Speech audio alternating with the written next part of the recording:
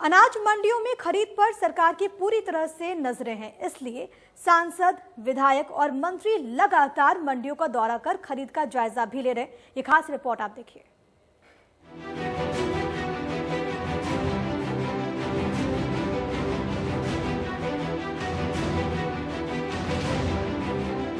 मंडियों में खरीद न होने को लेकर विपक्ष लगातार सरकार पर हमलावर रहता है, लेकिन सरकार का कहना है कि मंडियों में खरीद जारी है और किसान बिना किसी दिक्कत के अपनी उपज बेच रहा है।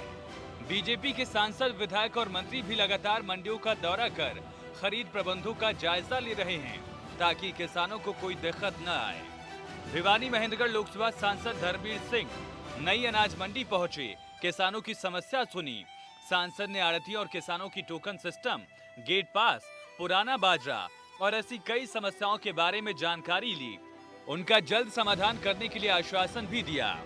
केंद्र प्रदेश सरकार की तरफ से नोडल अधिकारी हैं माननीय टीसी गुप्ता जी, सीनियर अधिकारी हैं स्टेट के, और इनका अनुभव भी ज़्यादा है क्योंकि लगभग 25 साल पहले इसी डिस्ट्रिक्ट के डिप्टी कमिश्नर भी रहे हैं।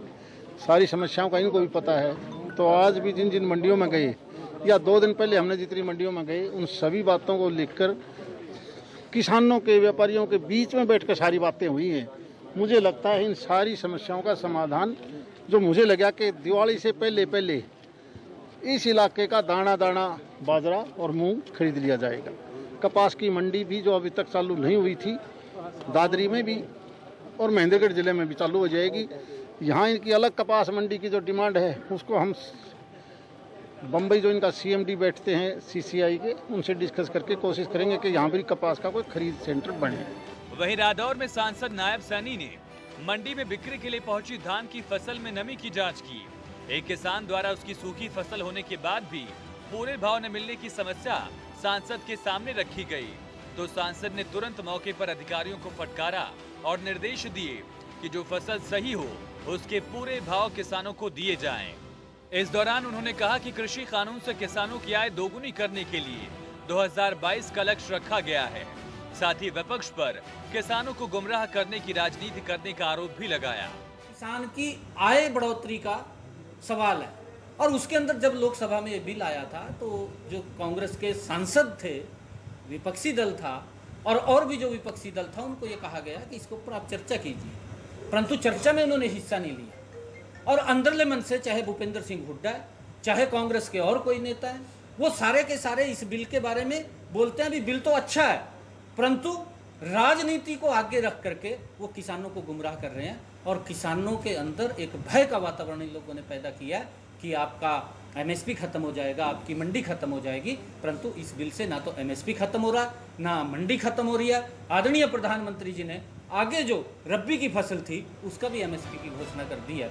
साथ ही प्रदेश के खेल मंत्री संदीप सिंह ने पेहवा में अनाज मंडी का दौरा किया और किसानों की समस्या को भी जाना।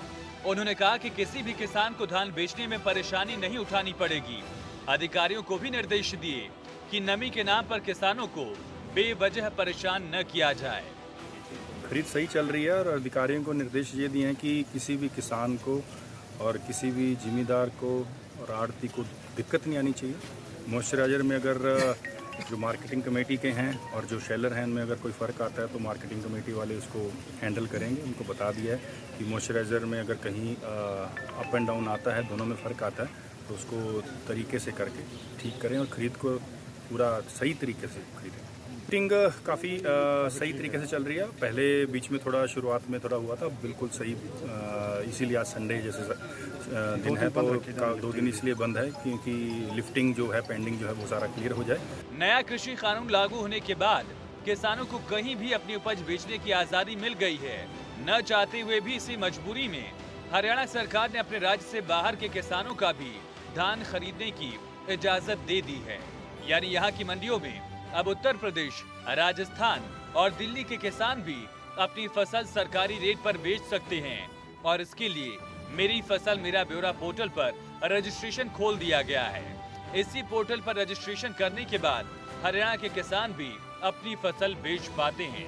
Bureau report, India news Haryana.